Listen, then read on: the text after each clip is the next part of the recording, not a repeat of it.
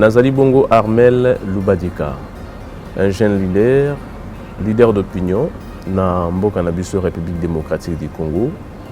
Nazali moto, nazali na parti politique, mais ce qui est total quelque part, nazali Bongo coordonnateur, il y a moko ya ba chaîne de télévision en ligne na mboka na biso République démocratique du Congo, chaîne en ligne na kombo nango Debu Mwanda. Nazali moto na botami Bongo na mboka Congo, République démocratique du Congo, des pères et des mères. Et donc tozali wana pona ko défendre Bongo mboka na biso puis ba province bisika nyonso oyo tovandi. Politique ya Congo central ndenge boposer mutuna koyeba eloko nini ezali kosala ke etambola malamu te nga na koloba ete ke ezali kaka te total à présent. Tolobaka toujours à chaque fois que les passés parfois nous rattrapent. Qu'est-ce que le Congo central est vivant na mikolo ou soit na bambula oyeleki protokoma na ani oyo. Congo central to uti na ba agitation ebele oyo moto moko te aoyi kobosana yango.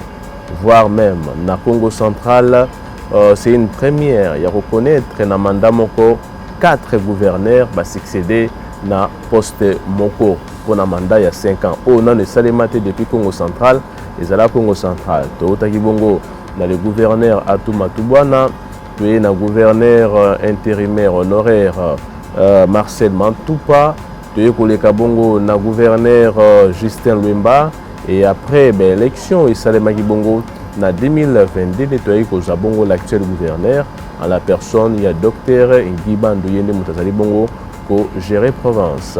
Problème ya Congo central et outil depuis kala ti to komi na mokolo ya lelo. Alors, problème na biso mingi ezali na Congo central ezali problème ya incursion politique.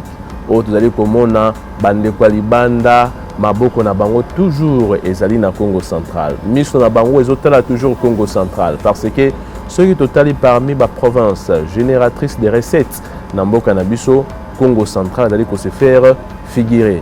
Alors, bae oyo bazali na posa ya koza mosolo d'une façon ou d'une autre, balingi kotika te Congo central a bénéficié bongo na oyo ezali yaye. Raison pour laquelle les autres ezali komona Congo central azali victime ya injustice sociale et belé, azali pe victime ya non respect ya constitution ya mboka na biso contrairement na ba province mosusu.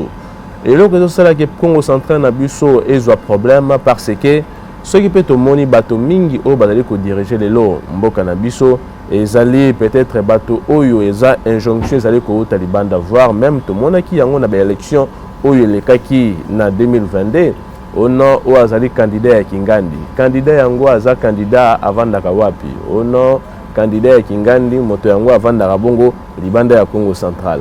Alors lorsque le Congo central toujours o bazali ko diriger bango baza ba candidat ya Kingandi a reçu la volonté à nani. Premièrement, reçu la volonté il y a moto o ataki wana. Sur la volonté à moto ataki wana. Est-ce que moto ataki wana azali na posa que Congo central et kende liboso ou bien azali na posa que moto avandi wana asa non ba intérêt na. Est-ce que ba intérêt ya moto wana ezali posa ya population ou bien ezali posa ya yemoko individu. Cela aussi pose problème. Alors un autre problème aussi est par rapport à ba leader na mboka na biso République démocratique du Congo. Na Congo central, on n'a pas vraiment de leaders ou ceux qui ont le bien loco population nyonso a koyoki na bango contrairement na ba province mosusu soko ki na ba Katanga na ba Bandundu na ba wapi bazali na ba leader na bango ceux qui ont le bien loco ba koyoki na bango. Ceux qui peut totali na Congo central biso awa na Congo central ma parti politique est allé mingité. Vous avez toujours ma parti politique importée. Et ça a toujours volonté na bango, volonté à bamboka na bango. Ça aussi c'est un problème parce que les problèmes il y a Congo central les allés problèmes politiques. Lorsqu'ils ont des problèmes politiques, pour résoudre yango, il faut résoudre yango aussi d'une façon politique. Pour résoudre yango te na koloba ke belé mais politiquement pour résoudre ba problème wana. Alors vous avez dans ma partie politique mingi ya libanda na kati ya province et ça aura aussi au déséquilibre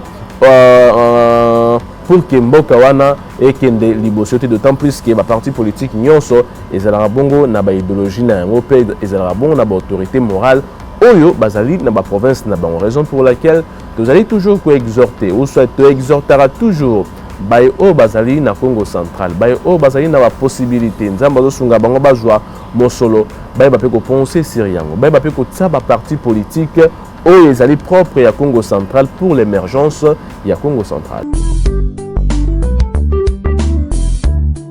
Volonté ou collaboration ya gouvernement provincial pour nangai na roloba eteke ezali malamu d'autant plus que moto azali ko diriger lelo Congo central azali bongo na ba intention ya malamu ya ko faire sortir Congo central na libulu azali na yango na niveau inférieur pour na kokomisa yango na niveau supérieur.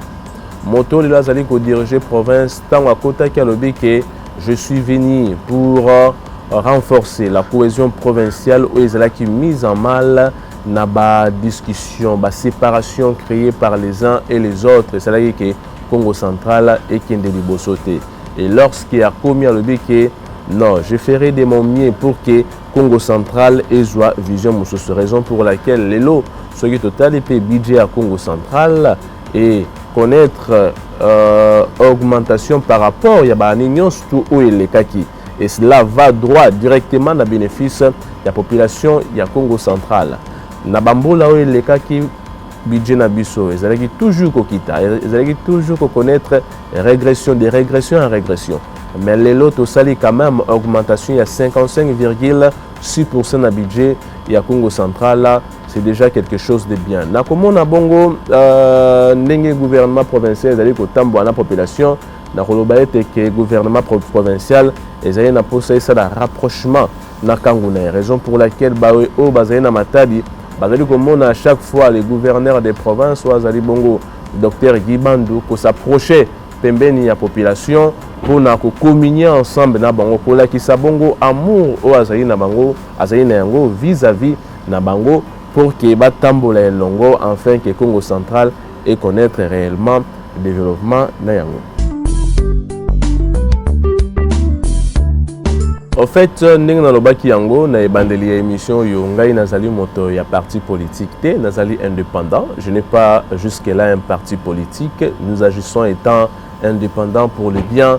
Il y a province ya Congo central et il y a milliers de villes na territoire à Mwanda, mais également la République démocratique du Congo. Au niveau ya province ya Congo central, jusque-là, je ne sais pas moi, ceux qui peut-être ngandi moto nazali informé te. Maintenant, comment on a que évolution à Congo central, plutôt à Union sacrée à Congo central, ils allaient kotambo la malamo, d'autant plus que nungu na nos alités, nungu à makasu eux kopanza batu na nos salimité. Ce qui problème ils allaient, c'est que problème yango ils allaient na nos interne et bimi libandate. Pour que biso yeba que problème ils allaient na kati ya Union sacrée, il faut bima libanda mo kilombe yebe que na Congo central l'Union sacrée va mal. Mais d'autant plus que jusqu'à la non te quitter biso ba yo to zali banda que l'Union sacrée va mal, c'est que peut-être ba oui que ça un problème interne va arriver na kobongisa yango na kati na bango pour que Congo central et joa bongo image au chef de l'État il doit zali koloba les peuples d'abord. Les peuples d'abord, population zali na posate que bino bo bundaka bundaka. Ceux qui bozali ko bunda bunda et que tal intérêt n'a été wana ezali intérêt na bino et que ça que population anyokama yango adage moke loba bitumba banzoko matiti nde enyokamaka bino bozali liboso bozali ba politicien tango bozali ko bunda ba konyokama mingi ezali population ezali bino te parce que lelo okomona il y a certains députés balobaka kengai assemblée nationale to assemblée provinciale ezali cop nangai ba okomisa ngo cop siko cop population kozala nini oya tindi bino kuna population atindi bino pour que nous rebondela ye mais bokomi koza ba institution na lokola cop bozwa bambongo bosala nyonso bozali kosala yango na koloba ete que ce qui concerne relation à union sacrée évolution na yango ya Congo central jusque là ezali malamu pambate na ntoyo kite sango et tamboli province mobimba ke et nungu ezali na kati ce qui problème ezali c'est que ezali problème na bango oyo bazali ko bomba bazali ko gérer jusque là. Alors, la question na bino akoye ba soki les kambozali à reprocher na fonctionnement il y a docteur Guy Bandou na roloba ete que c'est d'abord le numéro 1 de l'exécutif provincial Awa na Congo central. Place Batu Bazali, problème et raté. Nous devons également aussi savoir que les gouverneurs ne travaillent pas seuls. Les gouverneurs, azali ba ministre naye, azali na ba commissaire naye et en même temps azali aussi na cabinet naye. Alors, lelo échec il y a gouverneur Guibandou et ça échec naye moroté. Ce qui gouverneur Guibandou a échoué, c'est que na ba ministre, na ba député ou bazali na assemblée provinciale, na ba commissaire, na équipe batonio so bazali ko sala c'est que ba échoué. Donc, réussite, il y a l'exécutif provincial dans le Congo central, et ça réussite également, il y a des députés Oyo, Baza, jusque-là, dans le pouvoir. Et ça réussite également, il y a des ministres, il y a des commissaires. Pourquoi j'ai dit, pourquoi il y a des députés provinciaux? C'est parce que Bango n'est pas ça qui est confiance. Les gouverneurs, lors il y a des élections, Abima Kibongo a 33 voix dans le deuxième tour. 33 voix contre 6 à 7, il y a Madame Nefertiti. Alors, comment on a des députés qui ont sa confiance dans le gouverneur, il y a province, il y a Congo central, et il y a les gouverneurs des provinces, il y a Congo central, et puis Babanza qui était que à Rosala Moussala Moko, Lolenge et Sengeli. Alors, fonctionnement jusque-là, s'il y a reproché, on a toujours du côté, il y a ma proche collaborateur. On a toujours l'habitude, il y a il n'y a pas de mauvais troupes, il n'y a que des mauvais chefs. Il y a Ontolobara. Donc, mauvais troupes, Bazalarate, mauvais chef, n'est Bazalara. Mais ce qui est contraire aussi, Nabaka Moussou, par exemple, aujourd'hui, tout le monde est au niveau du gouvernorat, du ministère et consorts. Au moment où le chef est bon, mais ses collaborateurs n'ont pas de problème. Le chef n'est pas conflictuel, mais ses collaborateurs n'ont pas conflictuels. Le chef n'est pas informé de la situation, il y a un mboka, il y a un territoire, il y a un songolo, mais les collaborateurs n'ont pas de bonne information. Pourquoi ils n'ont pas de bonne information? Au nom député wana zali ya opposition, a voté qui bisoté. Oh, Moutoukingandi wana lingara bisoté. Encore à lingara bisoté, moi peut te faciliter tâche et zalité. Tant que bozo calé, bozo tsa barrière.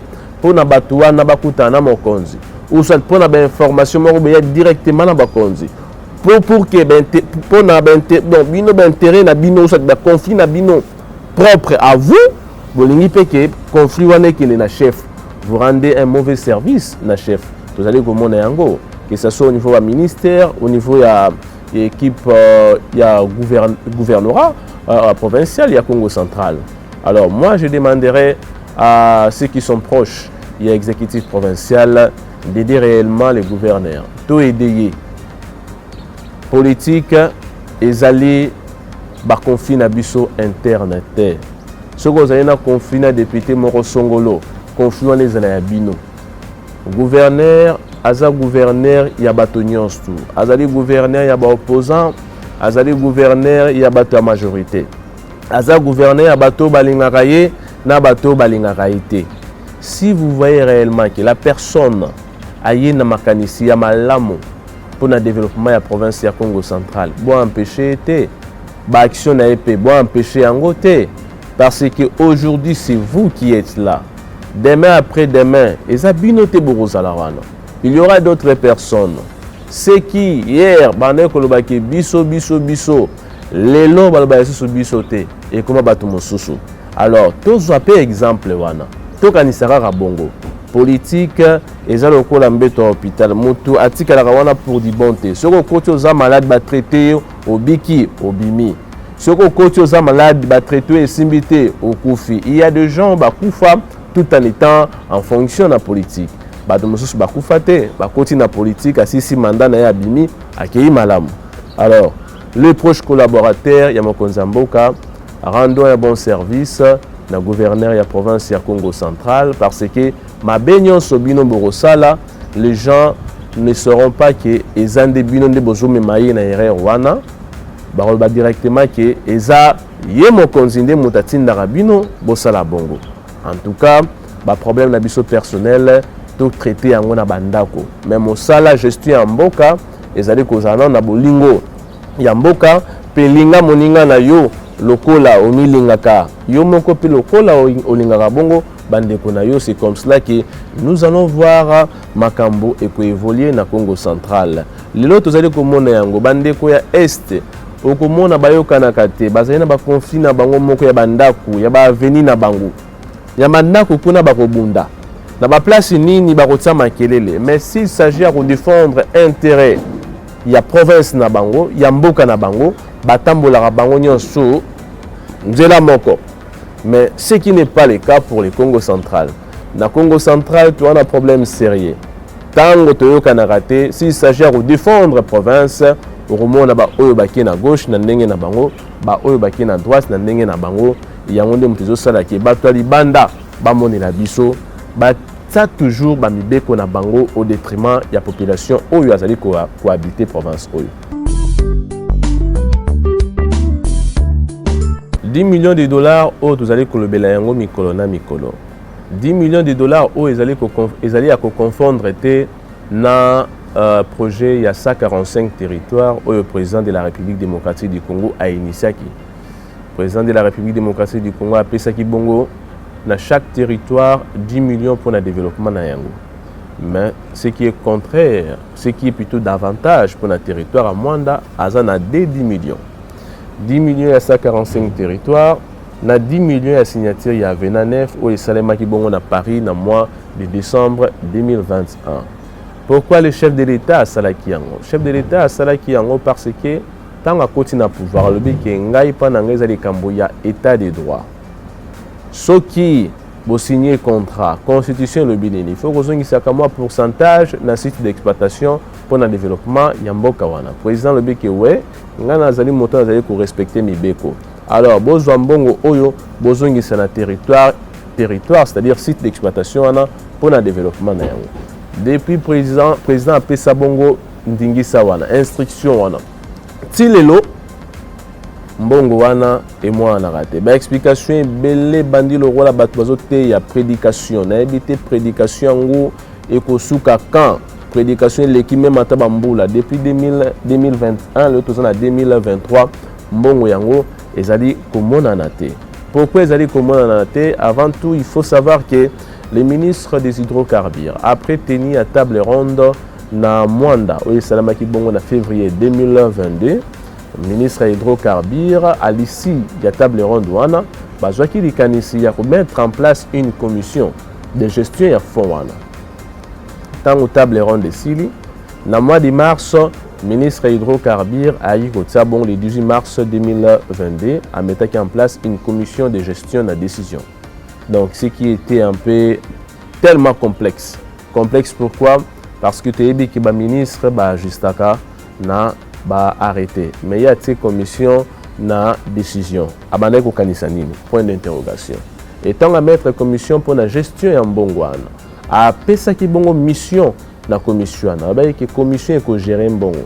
Commission est ko travailler na ba service extérieur pour na ko bongo expertise na bango afin que ba bongo pour utiliser mbongo wana à bon escient au profit de la population ya Mwanda. Wana selon décision au ya ministre Elobaki.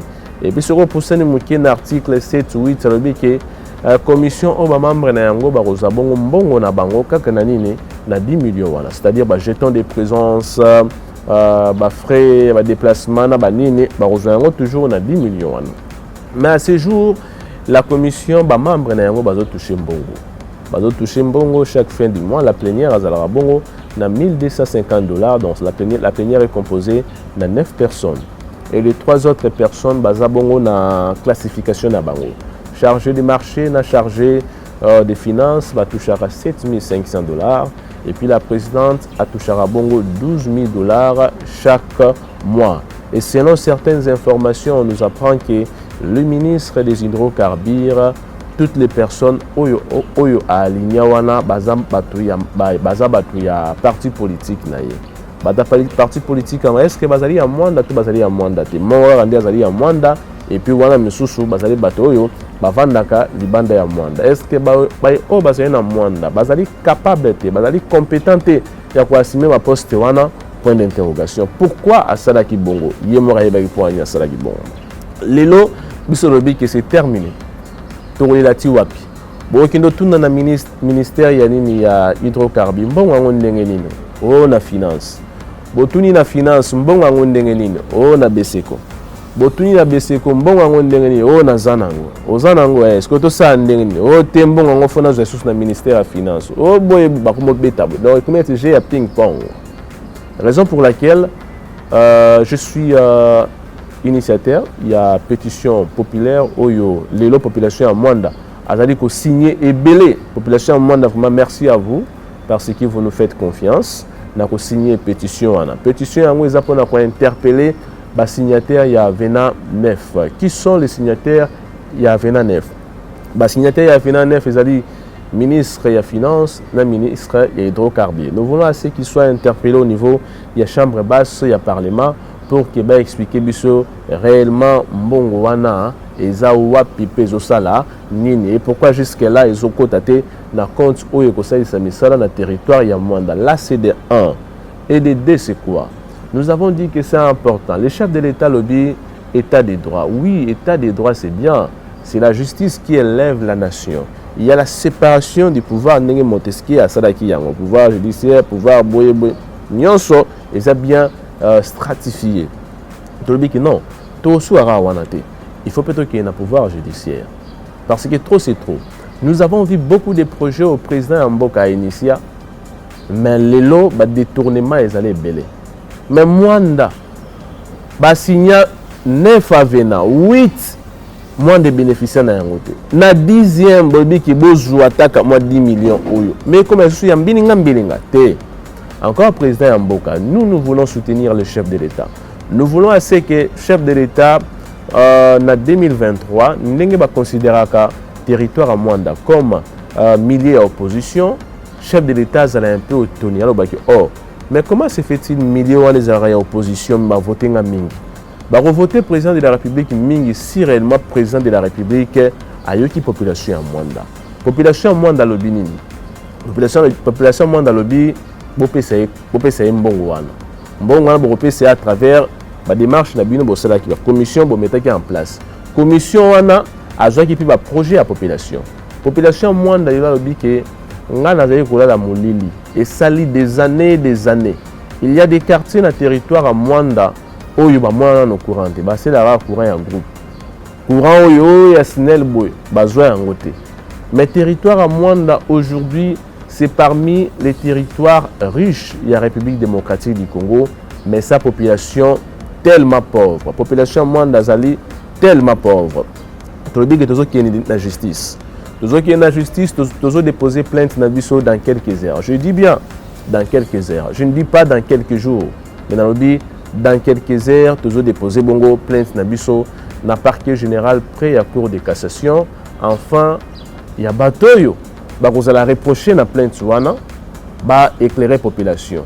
Est-ce que mbong mango ezali to ezalité? Ce que ezali et ça la musala. Ce qui peut ezalité. En tout cas, justice yemora yebi ba article na beta. Nous avons un cabinet très solide. Merci à ce cabinet où azo sunga biso to pesi diffronter. Pour cabinet wana sunga biso tozo kende na ba ministre na biso na justice pour que justice et ça musa to bangelo moroté. Il y a des gens qui nous disent que bato wana ozomona baza pire ya chef de l'État. Ah bon, boza pire ya chef de l'État, oui c'est bien, mais rendez un bon service na chef de l'État, ne rendez pas un mauvais service na chef de l'État. Aujourd'hui si le territoire de Mwanda a 10 millions a été ce territoire à Mwanda Azu courant là. Quel service que vous voulez rendre au chef de l'État? Rendez les 10 millions à territoire à Mwanda, na Mwanda.